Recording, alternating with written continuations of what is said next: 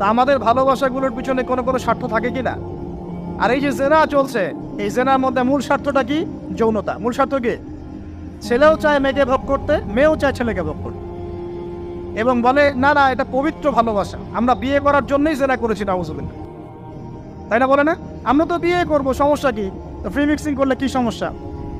তাহলে বিয়ে যদি করবা তাহলে মেলামেশা বিয়ের পরেই করো, ব্যাস, নিঃস্বার্থ প্রমাণ হবে। বিয়ে যদি করার উদ্দেশ্য থাকে তাহলে বিয়ের আগে আর দেখা সাক্ষাৎ করো না, কথাবার্তা বলো না, একবার বিয়ে করো তারপরে করো, তখন দেখবেন না না এটাতে রাজি না।